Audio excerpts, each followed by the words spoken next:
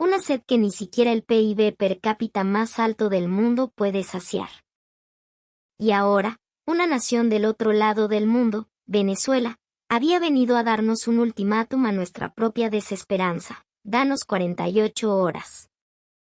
Todos, absolutamente todos, desde los ministros hasta el último camellero, pensaban que era una bravuconada caribeña, una promesa destinada a romperse contra la dura realidad de nuestro desierto.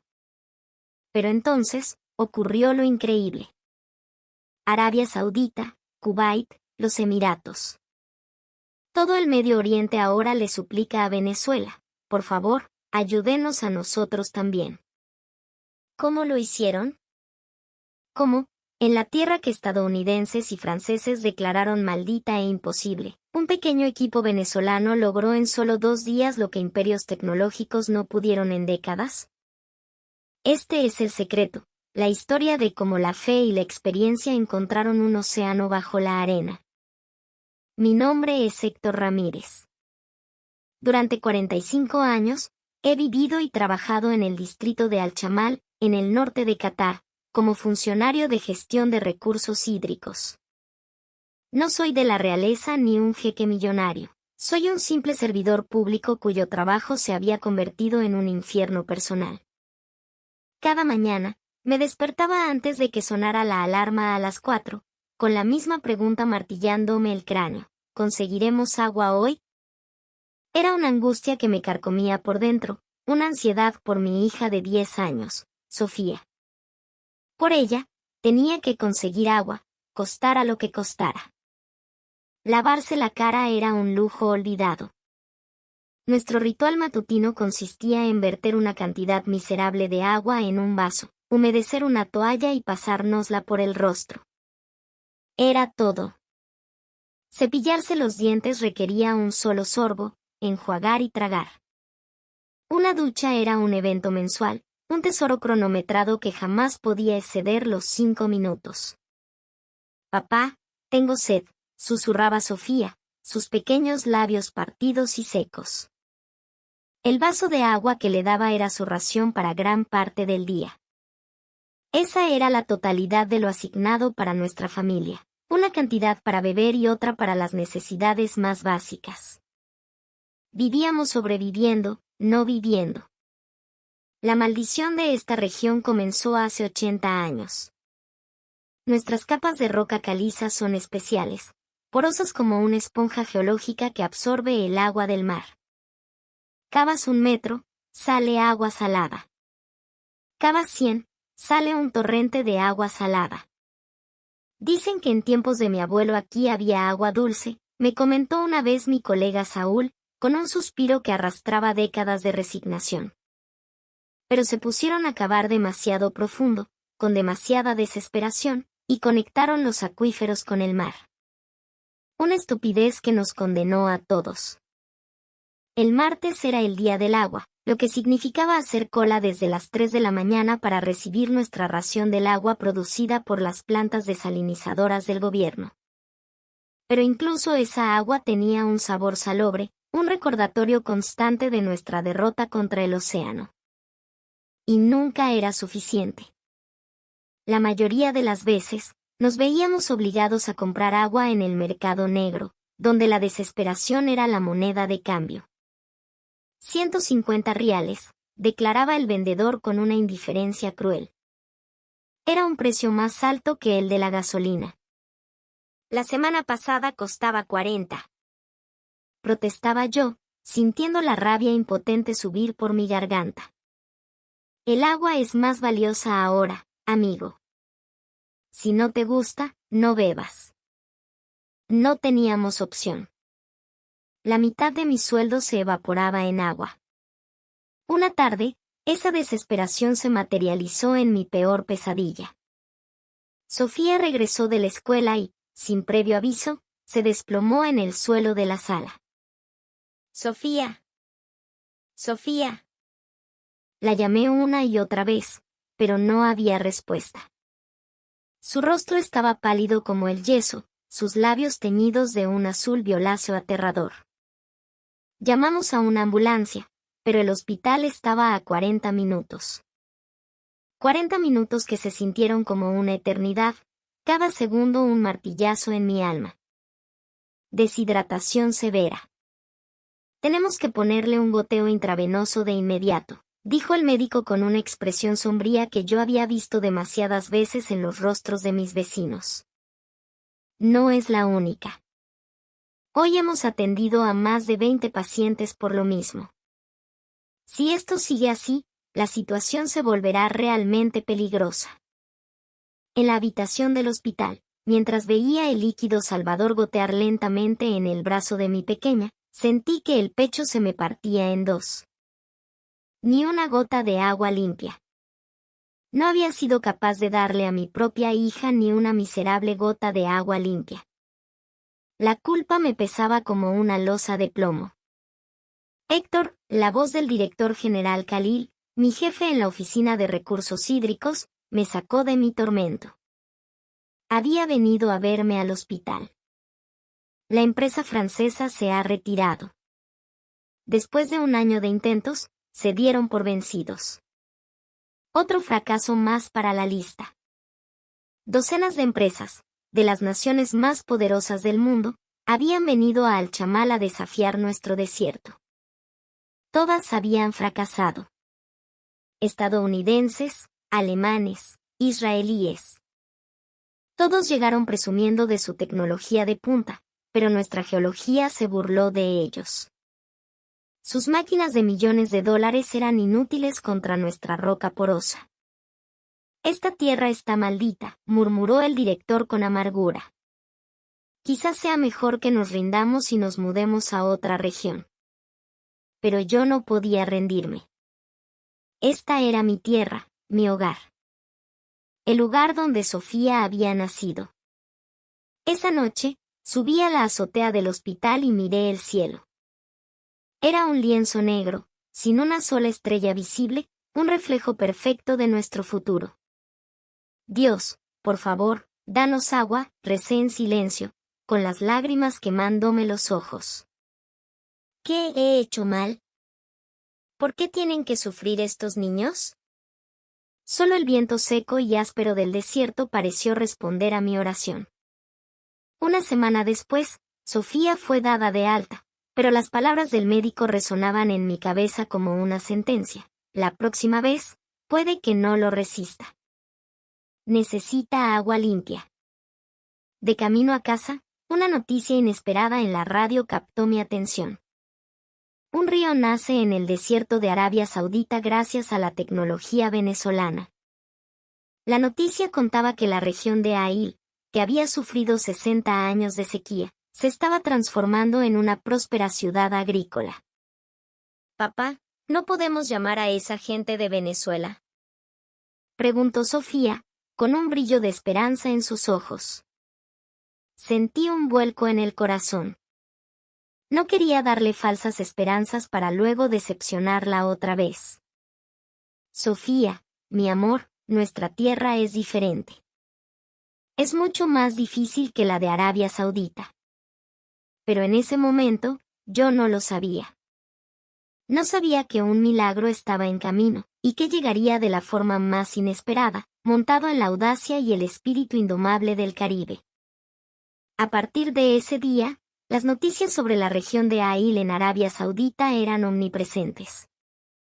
No podías encender la televisión sin toparte con el río milagroso creado por los venezolanos.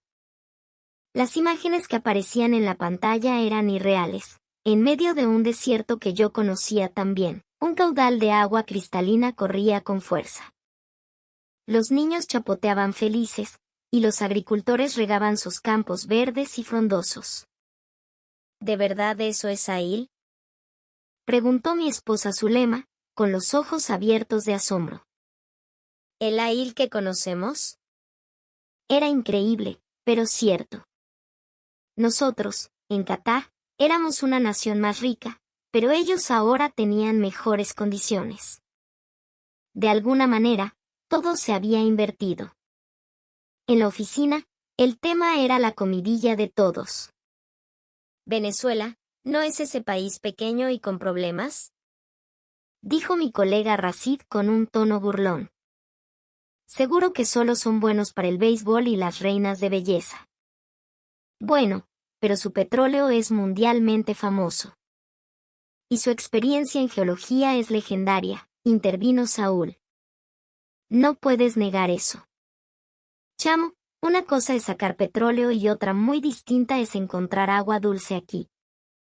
No tiene nada que ver, insistió Rashid. Sin embargo, la evidencia era demasiado contundente para ignorarla. Vi con mis propios ojos el informe oficial del gobierno saudí. Producción diaria, 10 millones de litros. Tasa de eliminación de salinidad, 99.9%. Y allí, claramente escrito, estaba el nombre de la empresa venezolana. Una semana después, fui convocado a una reunión de alto nivel. El propio ministro de Recursos Hídricos la presidía. Como todos saben, Arabia Saudita ha tenido éxito, dijo el ministro, con el rostro sombrío. ¿Y saben lo que dice nuestra gente? Se preguntan por qué Qatar es menos que los saudíes.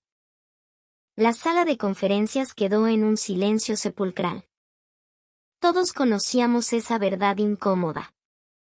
¿No somos una nación más rica? ¿Por qué ellos pudieron y nosotros no? Nadie pudo responder. Héctor, dijo el ministro, mirándome fijamente. Tú eres el responsable del distrito de Al-Chamal. ¿Qué opinas? Señor ministro, nuestra geología es completamente diferente a la de Arabia Saudita. Es mucho más.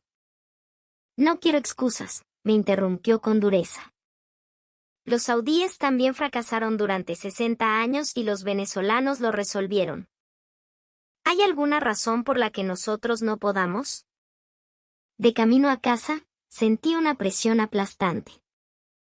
Mis superiores exigían resultados, y mi gente clamaba por agua. Estaba atrapado en medio, y sentía que mi espíritu se desgastaba. Esa noche, mientras Sofía hacía sus deberes, me preguntó. Papá, ¿dónde está Venezuela? Está en América del Sur, chiquita. Es un país grande, lleno de selvas, montañas y llanos. ¿Y cómo un país así tiene una tecnología tan increíble? Yo mismo me lo preguntaba. ¿Qué hacían ellos de manera diferente? ¿Cuál era su secreto? Al día siguiente, una noticia impactante recorrió la oficina. El director general Khalil fue a Ail, me susurró Saúl. Fue a verlo con sus propios ojos. Dice que fue un verdadero milagro. Por la tarde, me reuní con él. Su expresión era una mezcla de asombro y frustración. Héctor, lo vi. Te juro que lo vi. Fue un milagro. ¿Cómo fue, señor? Increíble. En esa tierra reseca, de verdad corría un río. Vi a los niños nadando, Héctor. El director suspiró profundamente. Pero lo más asombroso, Ana, es que el equipo venezolano encontró agua dulce en solo 2 semanas. ¿2 semanas? Tartamudeé. Sí. Alemania tardó 2 años y fracasó. Francia, 1 año, y también fracasó. 2 semanas. Me mostró una foto. En ella se veía a los técnicos venezolanos junto a los funcionarios saudíes. Todos sonreían, con una calidez que trascendía la imagen.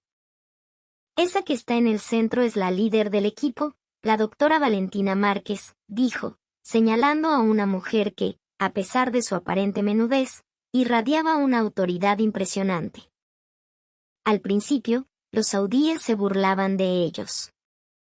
Ahora la tratan como a una heroína. En ese preciso instante, sonó su teléfono. Era una llamada del despacho del ministro.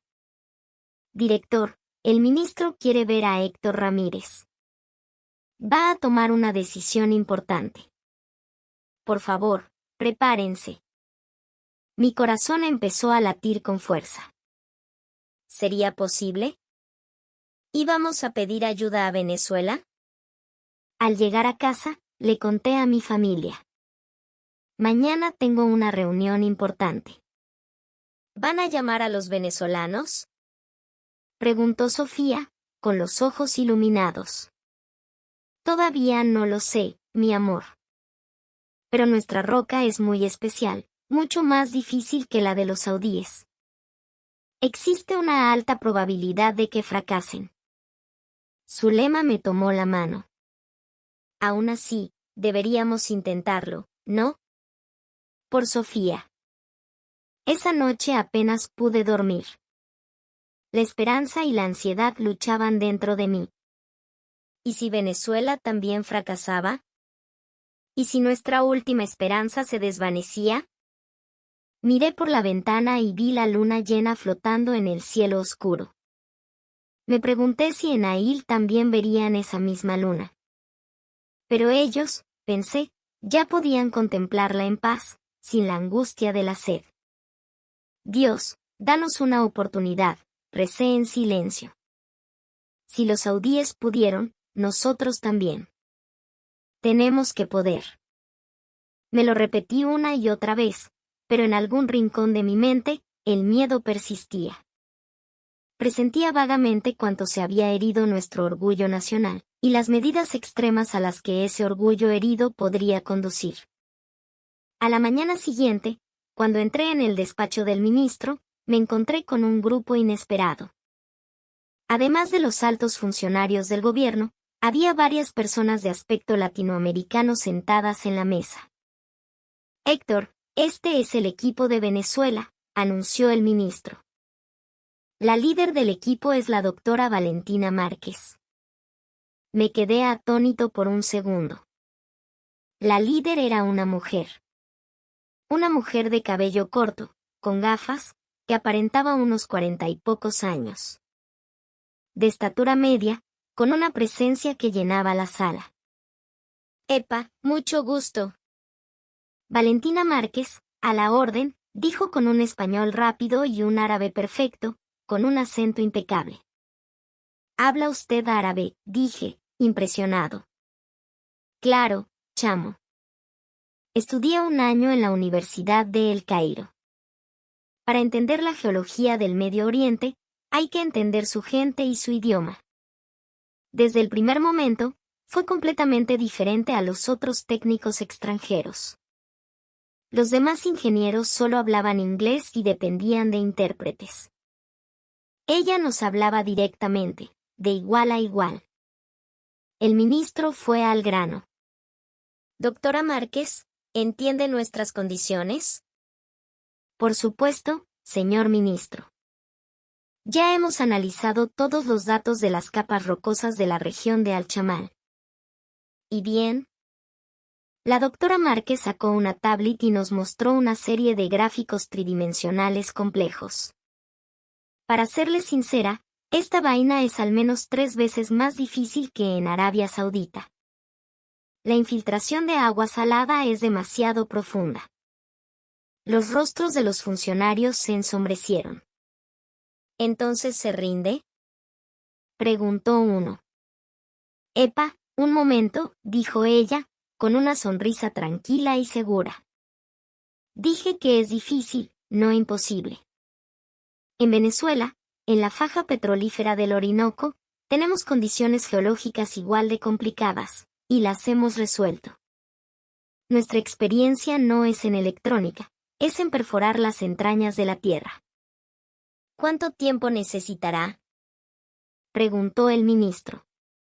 Todos contuvimos la respiración, esperando que dijera meses, quizás un año. En Arabia Saudita tardamos 2 semanas porque había que construir confianza. Aquí hizo una pausa, mirando a cada uno de nosotros a los ojos. Con 48 horas es suficiente. ¿Qué? El ministro se levantó de su silla de un salto. Dice que es más difícil que en Arabia Saudita, pero que tardará menos tiempo. Hemos desarrollado una nueva tecnología, un sistema de rastreo de fisuras en las capas rocosas basado en los microsismos que usamos para encontrar petróleo. Es más preciso y mucho más rápido. Uno de los burócratas soltó una risita sarcástica. Otra fanfarronada. Todos dicen lo mismo al principio, y al final fracasan y huyen. La doctora Márquez respondió con una calma imperturbable. Entonces, pongamos condiciones. Si fracasamos en 48 horas, todos los gastos corren por nuestra cuenta y nos prohíben la entrada a Qatar durante 10 años. ¿Le parece? La sala quedó en un silencio absoluto. A cambio, continuó, si tenemos éxito, queremos un pago justo. Y más importante, que confíen en nosotros y cooperen plenamente. Las dudas y las interferencias son una pérdida de tiempo que no tenemos. El ministro me miró. Héctor, como jefe de campo, ¿qué piensas? Honestamente, estaba aterrado. 48 horas era una locura. Pero sentí que valía la pena arriesgarse. Sentí en la confianza de esa mujer algo que no había visto antes. De acuerdo, dijo el ministro, mirando directamente a la doctora. Pero con una condición inquebrantable, tiene que tener éxito en 48 horas. Ni un minuto más. Si se retrasa, será expulsada inmediatamente. Trato hecho, pues, respondió la doctora Márquez sin la menor vacilación. Al terminar la reunión, nos dirigimos directamente al lugar de trabajo en Alchamal. En el coche, hablé con ella. Doctora, ¿de verdad es posible en 48 horas? Héctor, mi pana, ¿sabes qué aprendimos en Arabia Saudita? ¿Qué aprendieron? Que lo que define el tiempo no es la tecnología, es la confianza. Los saudíes confiaron en nosotros. La pregunta es, ¿confiará Qatar? Sus palabras pesaban. Al llegar al lugar, el equipo venezolano comenzó a trabajar de inmediato. Eran apenas una docena de personas, pero se movían con una energía y una coordinación asombrosas. El equipo que descargaban era mucho más robusto y especializado de lo que había visto antes. ¿Y ese aparataje qué es? Le pregunté a uno de los ingenieros. Este es el sistema de mapeo geofísico de alta densidad. 10 veces más sensible que cualquier radar de suelo comercial. ¿Hecho en Venezuela? Claro que sí, papá. Desarrollado por nosotros mismos en el INTEBEP, respondió el hombre con orgullo. Su placa de identificación decía, ingeniero Ricardo Rojas. Cuando comenzaron los trabajos, la gente del pueblo se reunió a una distancia prudente. Mira, otros extranjeros. Esta vez del otro lado del mundo. ¿Cuántos días durarán estos? Sus miradas eran cínicas y frías. Habían sido traicionados tantas veces que ya ni siquiera se permitían tener esperanza. Sofía también vino del colegio a ver. Papá, ¿esa es la gente de Venezuela? ¿Por qué son tan poquitos? Los otros equipos tenían docenas de personas. La doctora Márquez debió oírla, porque se acercó a nosotros. Epa, princesa. ¿Cómo te llamas? Sofía. Qué nombre tan bonito, Sofía. Mira, que haya mucha gente no significa que el trabajo se haga mejor. Lo importante es el talento, no el número. La doctora sacó algo de su bolsillo. Eran unos caramelos de coco, unas conservitas. Prueba esto. Lo traje de mi tierra. Gracias, dijo Sofía, tomando el dulce con una sonrisa tímida. Señora, ¿de verdad va a salir agua en nuestro pueblo? Preguntó mi hija. La doctora Márquez le acarició la cabeza con ternura. Espera solo 48 horas, mi niña. Te prometo que te daré el agua más pura y dulce que hayas probado en tu vida. Sus palabras me conmovieron, pero al mismo tiempo, la ansiedad no me abandonaba. ¿De verdad era posible? Al caer la noche, el trabajo se intensificó. El equipo venezolano estaba preparado para trabajar sin descanso. Héctor, ¿nos podrías conseguir un cafecito bien cargado, por favor? Me preguntó la doctora. Por supuesto. Pero aquí, hasta el agua para hacer café es un tesoro. Tranquilo. Dentro de poco, podrás beberte todo el que quieras. Su confianza era desconcertante. Aún no habían encontrado nada, pero actuaba como si el éxito ya fuera un hecho. Doctora, ¿por qué dijo 48 horas? Es una apuesta demasiado arriesgada. Ella, mientras revisaba unos sensores, respondió sin apartar la vista de su trabajo. Héctor, a veces la presión es la mayor fuerza que existe. El saber que no hay margen de error nos obliga a concentrarnos al límite. Es la forma venezolana, o lo hacemos, o lo hacemos. Así comenzó la primera noche. Miré mi reloj. Eran las 8 en punto. Quedaban 48 horas. La cuenta atrás del destino había comenzado. Las primeras 12 horas se dedicaron exclusivamente a la exploración geofísica. El equipo que los venezolanos trajeron zumbaba sin cesar, enviando pulsos profundos a la Tierra. Héctor, ven a ver esta vaina. Me llamó el ingeniero Rojas alrededor de las 3 de la madrugada. El monitor mostraba un complejo gráfico tridimensional de las capas subterráneas. Esto es a 150 metros de profundidad. Mira aquí, señaló una anomalía en los datos. Hay un espacio, una bolsa extraña. Miré más de cerca. Había una zona de un color diferente al resto, una mancha azulada en un mar de tonos ocres y grises. ¿Ese es agua dulce? Pregunté, con el corazón en un puño. No podemos asegurarlo todavía. Pero es muy probable. La doctora Márquez se acercó. A pesar de haber trabajado toda la noche, no mostraba ni un rastro de fatiga. Te encontré, susurró, como si le hablara a la propia tierra. Justo como lo había previsto. ¿Previsto? La estructura rocosa de Qatar no es solo una esponja, Héctor. Es un laberinto. Y mi teoría era que, en algún lugar de ese laberinto, bolsones de agua dulce quedaron atrapados hace siglos. Su capacidad de análisis era asombrosa. En solo 12 horas, habían localizado algo que nosotros habíamos buscado durante décadas sin éxito. Pero hay un problema, dijo Rojas con expresión preocupada. Esta posible reserva de agua dulce está completamente rodeada por agua salada. Si perforamos mal, si nos equivocamos por 1 centímetro, todo se mezclará y lo arruinaremos. Por eso necesitamos una precisión quirúrgica, afirmó la doctora con decisión. Y para eso trajimos nuestros juguetes. Justo en ese momento, aparecieron los supervisores del gobierno. ¿Han encontrado algo? Preguntó uno de ellos con un tono arrogante. Todavía estamos confirmando los datos. ¿12 horas y solo están confirmando?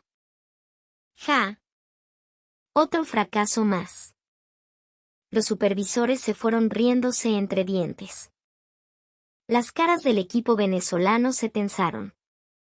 No les paren bola, dijo la doctora Márquez para animar a su gente. Nosotros a lo nuestro. A concentrarnos en el trabajo que vinimos a hacer. Las siguientes 6 horas se dedicaron a un mapeo tridimensional intensivo para entender completamente la estructura subterránea. El resultado fue espectacular. La imagen 3D en el monitor era tan detallada que casi se podía sentir la textura de la roca. Mostraba claramente cómo fluía el agua a través de las grietas del laberinto subterráneo. Héctor, ¿por casualidad tienes un mapa antiguo de esta región?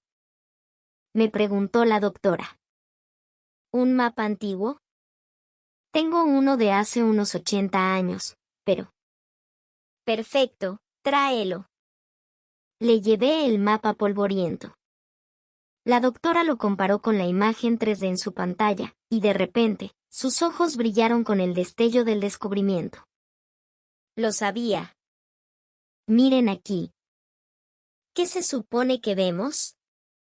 Hace 80 años, justo en este punto, había un oasis. Eso significa que en ese entonces había agua dulce en la superficie. El acuífero no ha desaparecido, solo se ha hundido, se ha escondido. El agua salada lo cubrió como una manta, pero debajo tiene que estar todavía. A las 18 horas de la cuenta atrás, comenzó finalmente la fase de perforación. Pero, como si estuviera escrito, los funcionarios del gobierno volvieron a aparecer, esta vez en mayor número. ¿Qué están haciendo? ¿Quién les dio permiso para perforar? Es un trabajo planificado y necesario, respondió la doctora con calma. Pero los funcionarios insistieron en obstaculizar. Necesitamos revisar la documentación. Detengan la perforación inmediatamente. Nos exigen tener éxito en 48 horas y ahora nos piden que nos detengamos. Explotó Rojas. Una cosa es una cosa, y otra cosa es otra cosa, replicó el burócrata jefe con una lógica absurda. La discusión se alargó, y el tiempo corría en nuestra contra. Tomé una decisión. Yo, como responsable de campo, autorizo la continuación del trabajo, dije con una voz más firme de la que sentía. Si hay algún problema, yo asumiré toda la responsabilidad. Héctor, ¿estás seguro de que puedes asumir esa responsabilidad? Sí, respondí, mirándolo a los ojos. Estaba dispuesto a jugármela. Los funcionarios, aunque visiblemente molestos, se retiraron a regañadientes. La doctora Márquez me dirigió una mirada de agradecimiento que valió más que cualquier palabra. La perforación se reanudó. 50 metros. 100 metros. La tensión aumentaba con cada metro que la broca descendía.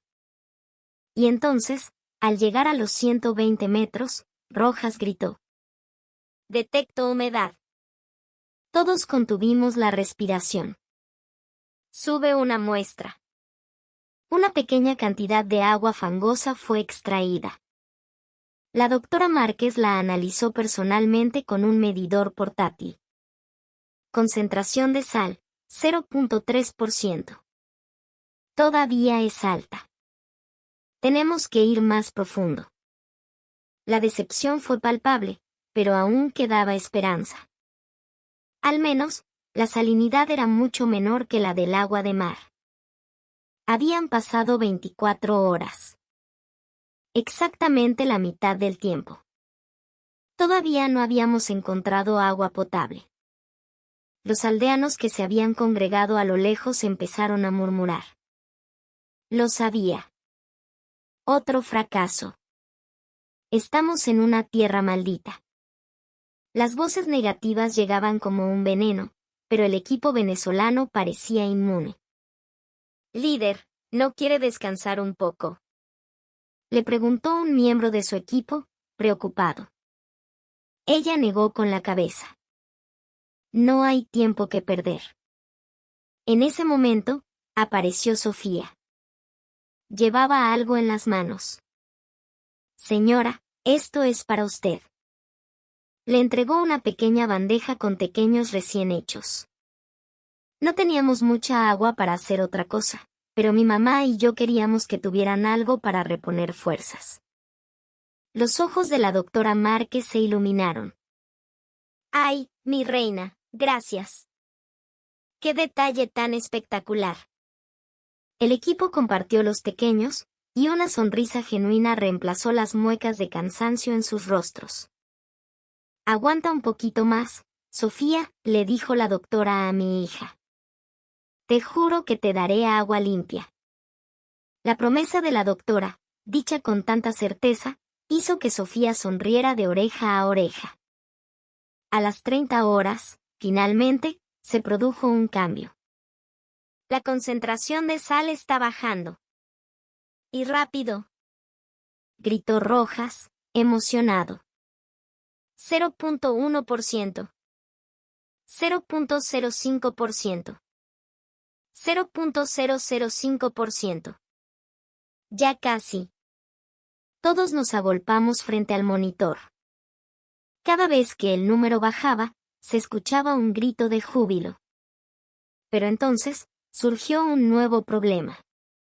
Doctora, la presión del agua de mar es demasiado alta. Es peligroso, podría colapsar la perforación.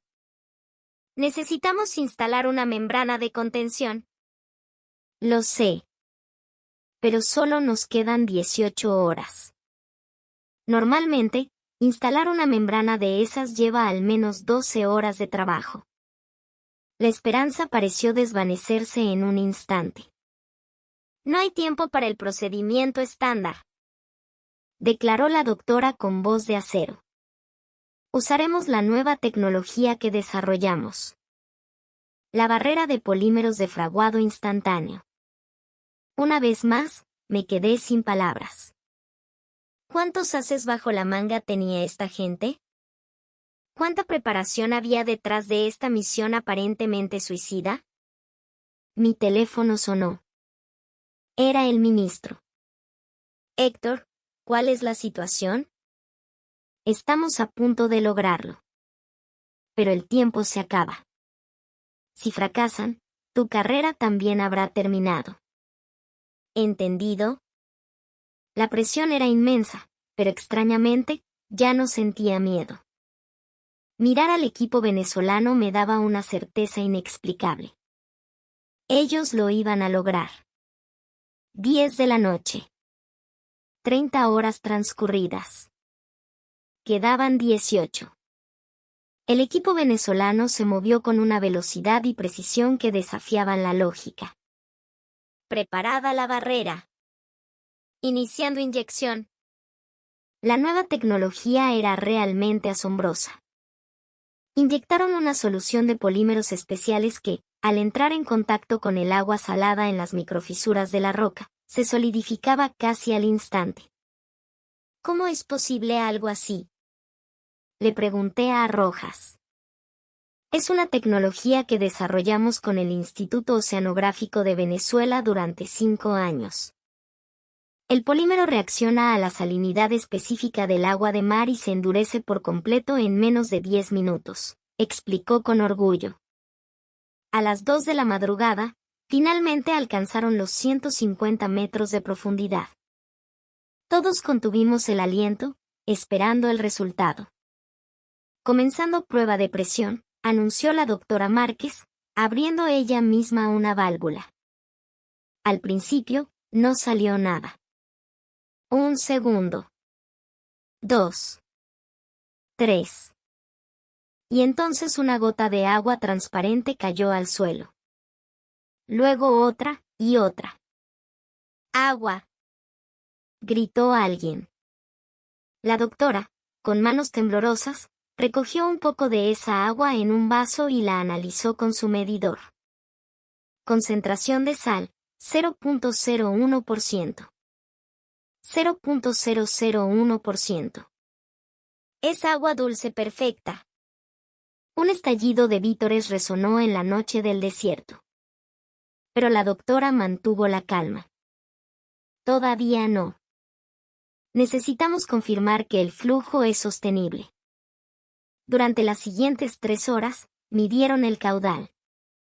Sorprendentemente, a medida que pasaba el tiempo, la cantidad de agua aumentaba. 2.000 litros por hora. 3.000. 5.000. Eran cifras increíbles. ¿Cómo es posible? Es por la diferencia de presión, explicó. La barrera detiene el agua salada, permitiendo que la presión natural del acuífero de agua dulce la empuje hacia arriba. Es una fuente artesiana. A las 5 de la mañana, se realizó la primera prueba de sabor. Yo fui el primero. Con manos temblorosas, sostuve el vaso y lo llevé a mis labios. Era dulce. Era el agua más dulce y pura que había probado en mi vida. El sabor de agua limpia por primera vez en 80 años en esta tierra. Las lágrimas corrieron por mis mejillas sin que pudiera evitarlo. Sofía. ¿Dónde está Sofía? Grité. Corrí a casa, desperté a mi hija y la traje al lugar. Sofía, todavía medio dormida, vio el chorro de agua y sus ojos se abrieron de par en par. Papá, ¿de verdad es agua? Sí, mi amor. Bebe. Con cautela, Sofía acercó sus labios al agua. Y entonces. Papá, el agua es dulce. Es de verdad dulce. Sofía empezó a saltar de alegría. Al verla, sentí que todo el sufrimiento, todos los años de angustia, habían valido la pena. La noticia se extendió por el pueblo como un reguero de pólvora. A pesar del amanecer, la gente comenzó a llegar, uno por uno. ¿Es verdad? ¿Realmente encontraron agua? Después de 80 años. Los ancianos probaban el agua y lloraban abiertamente. Este es el sabor que recuerdo de mi infancia. Alá finalmente ha escuchado nuestras plegarias. Pero la alegría duró poco. Los supervisores del gobierno llegaron de nuevo, esta vez con una fuerza abrumadora. ¿Qué es todo esto? ¿Quién autorizó la distribución de esta agua? Es agua limpia. La gente tiene derecho a beberla. Protesté.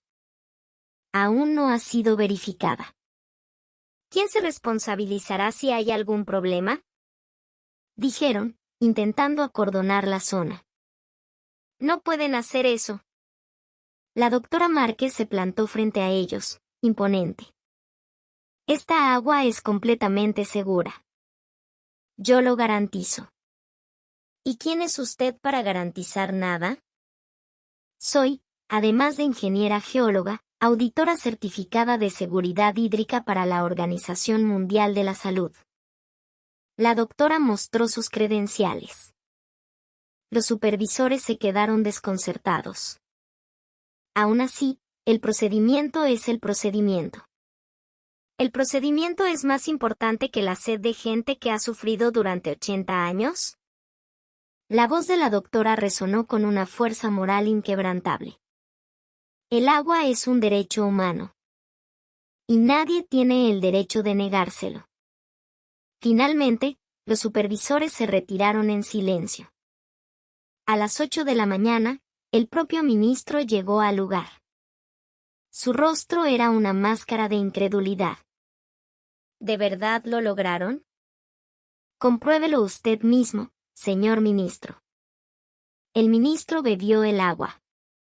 Sus ojos se abrieron desmesuradamente. ¿Esta agua salió de nuestra propia tierra? Sí. Y podemos hacer que brote de forma ilimitada. La doctora Márquez le mostró los datos. Este acuífero es gigantesco. Si se gestiona adecuadamente, puede abastecer a toda la región. El ministro se quedó sin palabras durante un largo rato. Finalmente, hizo algo que nunca había visto hacer a un alto funcionario de mi país. Inclinó la cabeza profundamente. Dudé de ustedes. Les pido mis más sinceras disculpas. No se preocupe. Lo importante es lo que viene ahora, respondió la doctora con una sonrisa. Miré mi reloj. Habían pasado 36 horas. Quedaban 12. ¿Qué harán ahora? Estabilizar el sistema y preparar la expansión. Luego, la doctora se giró hacia Sofía. Cumplí mi promesa, princesa. A partir de ahora, tendrás agua limpia todos los días. Sofía corrió hacia ella y la abrazó con fuerza. Gracias, señora. Gracias. Venezuela es increíble. En ese momento, mi teléfono sonó. Era mi esposa. Mi amor, ¿viste las noticias? Dicen que hay agua en nuestro pueblo. Es verdad, Zulema. Es verdad. Ya no tendremos que preocuparnos más por el agua. Al otro lado de la línea, pude oír cómo mi esposa empezaba a llorar de alegría. Al mediodía, los hombres del pueblo se organizaron espontáneamente. Vamos a ayudar. No podemos dejar que nuestros amigos venezolanos hagan todo el trabajo duro. Los hombres ayudaron a transportar equipos, mientras que las mujeres comenzaron a preparar comida para todos. Este es el tesoro de mi familia, dijo una anciana, acercándose con una vasija de barro centenaria. Por fin, después de 100 años, podré llenarla con agua de verdad. La doctora Márquez llenó personalmente la vasija. Abuela, a partir de ahora, podrá beber esta agua todos los días. Alá los envió aquí. De verdad, gracias. Por la tarde, ocurrió algo aún más increíble. Doctora. El caudal está aumentando exponencialmente. ¿Cuánto? Supera los 50.000 litros por hora. Todos nos quedamos atónitos. Era 5 veces más de lo previsto. La estructura subterránea es más compleja de lo que imaginamos, explicó Rojas, eufórico. Parece que múltiples acuíferos están interconectados. A las 6 de la tarde, 46 horas después del inicio, los medios de comunicación comenzaron a llegar en masa. La televisión estatal, Al Jazeera, reporteros de todo el mundo nos acribillaban a preguntas. ¿Cómo lo lograron en 48 horas? Se suponía que las condiciones aquí eran peores que en Arabia Saudita. La doctora Márquez respondió a las cámaras. La tecnología es importante, pero lo más crucial fue el espíritu de la gente de Qatar. Pudimos lograr esto porque creyeron en nosotros y cooperaron. ¿Y cuáles son los planes para el futuro? Queremos extender esta tecnología a todo Qatar y, eventualmente, a otras regiones que la necesiten. Nuestra meta es reducir en una persona, al menos, el número de seres humanos que sufren por la falta de agua. A las 8 de la noche, justo cuando se cumplían las 48 horas, el ministro hizo un anuncio oficial. El equipo técnico de Venezuela ha cumplido su promesa. No, ha logrado mucho más que una promesa. Los miles de personas reunidas en la plaza estallaron en vítores. Venezuela. Venezuela, coreaban al unísono. El equipo de la doctora Márquez, aunque visiblemente agotado, tenía una expresión de pura felicidad. Ahora podrán descansar un poco, les dije. Todavía no, Héctor, respondió la doctora con una sonrisa. Esto es solo el comienzo. El verdadero trabajo empieza ahora. Esa noche, por primera vez en mi vida adulta, me di una ducha sin mirar el reloj. 45 años esperando ese lujo. Mientras sentía el agua correr por mi cuerpo, pensé, los milagros de verdad existen. Y este milagro vino de Venezuela. La euforia del éxito, sin embargo, duró poco. 2 días después, comenzó un ataque inesperado y venenoso. Es un fraude. Los venezolanos nos están engañando. La voz de la discordia surgió en una reunión de los líderes tribales de la región.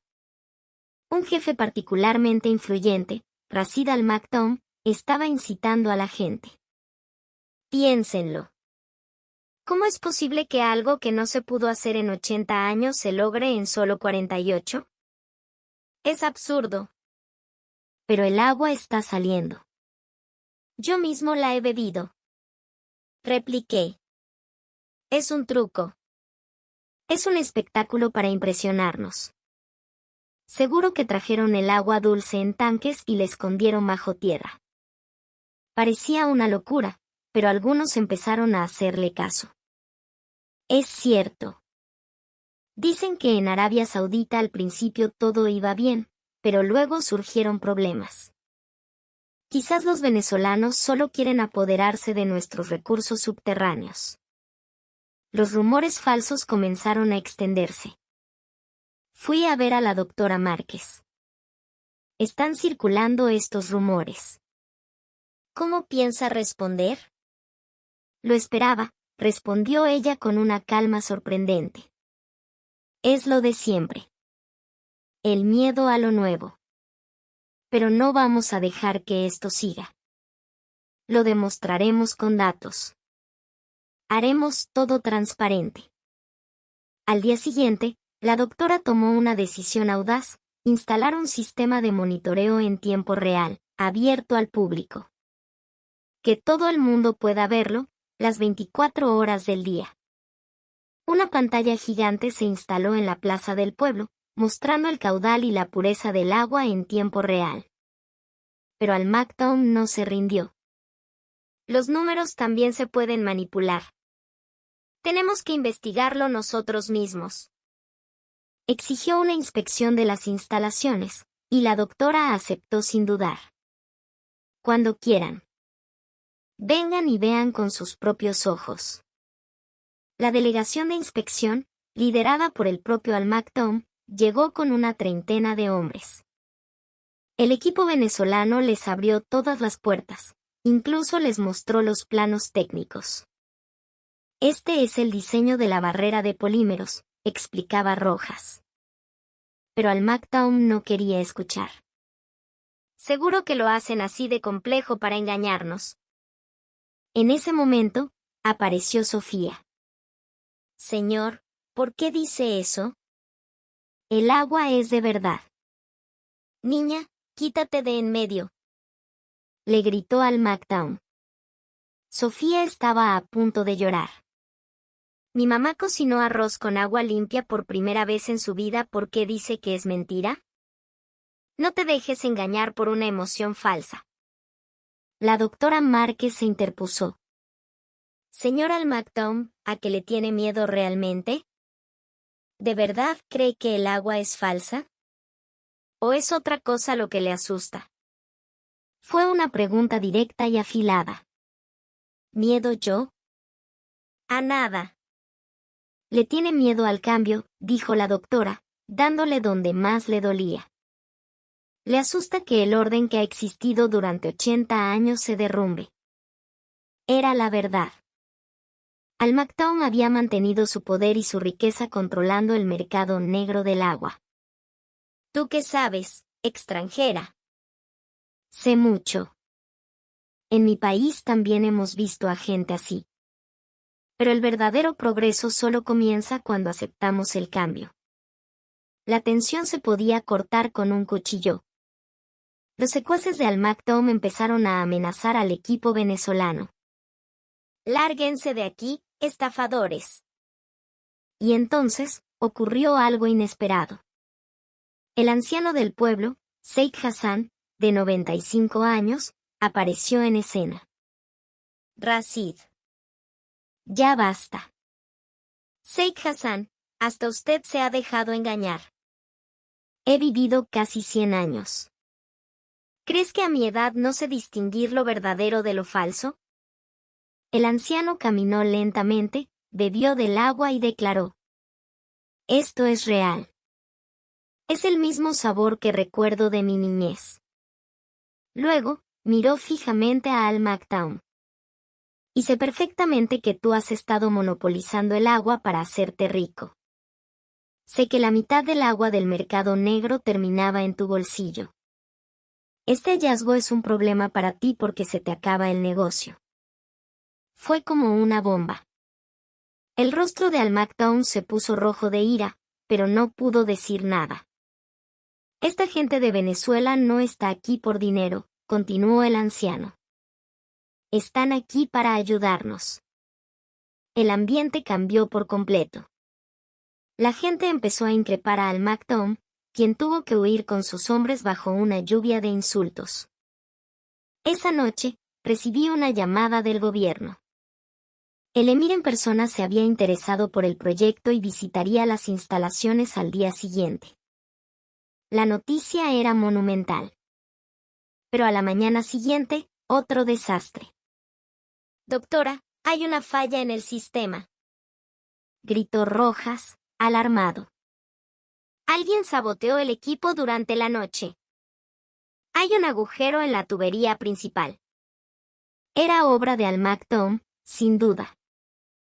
Justo el día que venía el emir. El equipo venezolano trabajó sin descanso durante 4 horas, y justo cuando terminaron la reparación, la comitiva del emir llegó al lugar.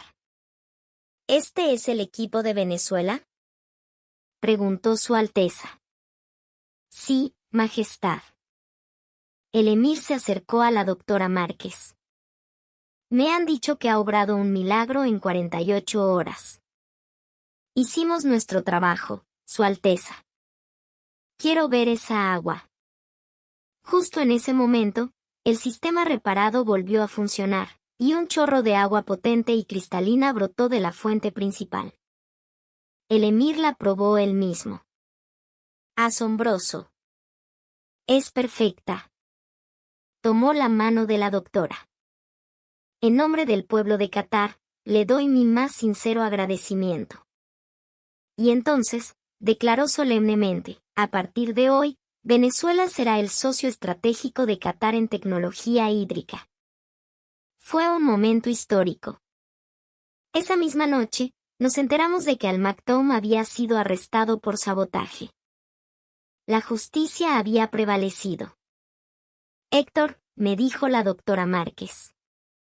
«El verdadero trabajo empieza ahora. ¿Estás listo para cambiar todo Qatar?». «Más que listo, doctora». Una esperanza incontenible llenó mi pecho. Por fin, una nueva era estaba comenzando de verdad. Pero el destino nos tenía preparada una última y brutal prueba. Una semana después de la visita del emir, a las 3 de la madrugada, mi teléfono sonó con urgencia. «Héctor, tenemos un problema grave». Era la voz de Rojas, llena de pánico. «La bomba principal se detuvo de repente». El corazón se me heló.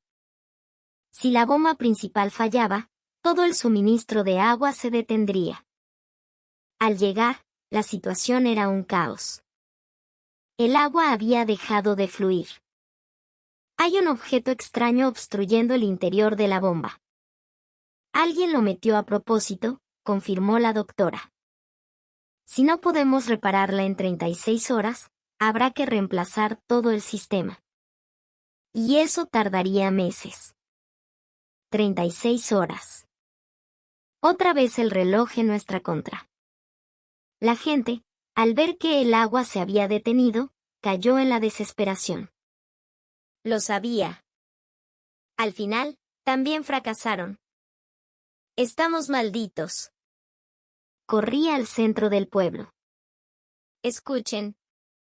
Esto no ha terminado. El equipo venezolano dice que puede repararlo en 36 horas, pero necesitamos su ayuda».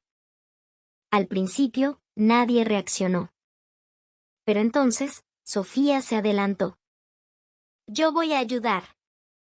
La señora Valentina no nos abandonó. «Nosotros tampoco podemos rendirnos». El coraje de una niña de 10 años avergonzó a los adultos. Si una niña está dispuesta, ¿cómo no vamos a estarlo nosotros? Vamos a trabajar. Y así, venezolanos y cataríes, codo con codo, comenzamos la reparación. Las barreras del idioma desaparecieron. 12 horas después, surgió un nuevo obstáculo. Las piezas de repuesto no eran suficientes. «Entonces, las fabricaremos aquí», decidió la doctora. «Qatar también es un país industrial. Seguro que encontramos lo que necesitamos». Y tenía razón. Los técnicos y mecánicos del pueblo, Hombres que habían reparado maquinaria pesada durante 30 años, demostraron una habilidad increíble. Junto al equipo venezolano, lograron fabricar las piezas necesarias en el acto. 20 horas después, encontraron la causa del problema, una pieza de metal introducida deliberadamente en el corazón de la bomba. La última y cobarde resistencia de los hombres de Almagtown.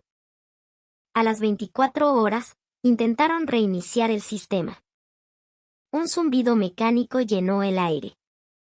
Un minuto de silencio tenso y entonces, el agua brotó de nuevo, con más fuerza que antes. Los gritos de alegría, los abrazos y las lágrimas de alivio sellaron una nueva hermandad.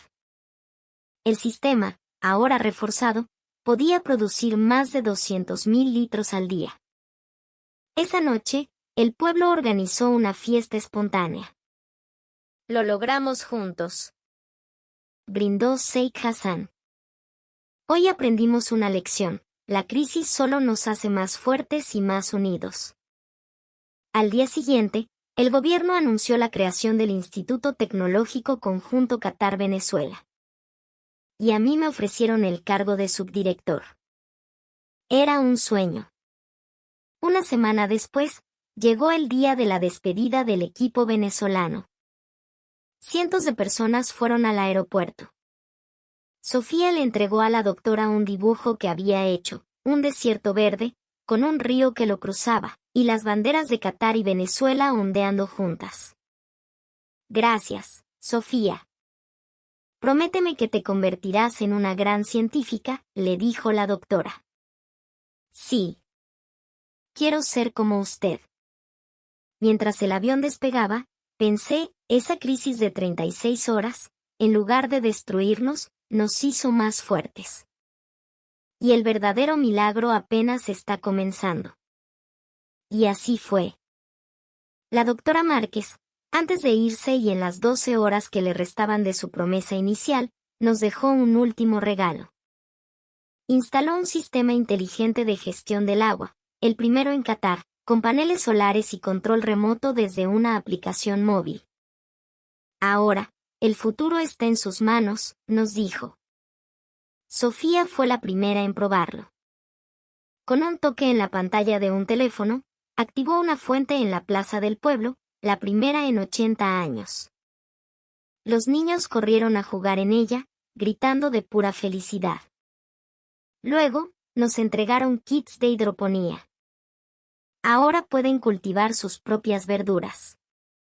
Tomates, lechugas, pepinos en el desierto. Era la última pieza del milagro. Antes de cumplirse las 48 horas, el emir apareció en la pantalla gigante de la plaza por videoconferencia. Hoy, somos testigos de un milagro. Por ello, anuncio la fundación del Instituto Conjunto de Tecnología del Agua, y nombro a la doctora Valentina Márquez como su primera asesora principal. La multitud estalló. Para sellar el momento, enterramos una cápsula del tiempo. Sofía metió una carta para su yo del futuro, prometiendo convertirse en la mejor científica del agua del mundo. La celebración de esa noche fue una fusión de culturas, con música llanera y danzas árabes, comiendo arepas y dulces de dátiles. Brindamos con el agua más pura del mundo, un lujo que ya nunca más daríamos por sentado. A la mañana siguiente, alrededor de la fuente, había brotado un pequeño césped.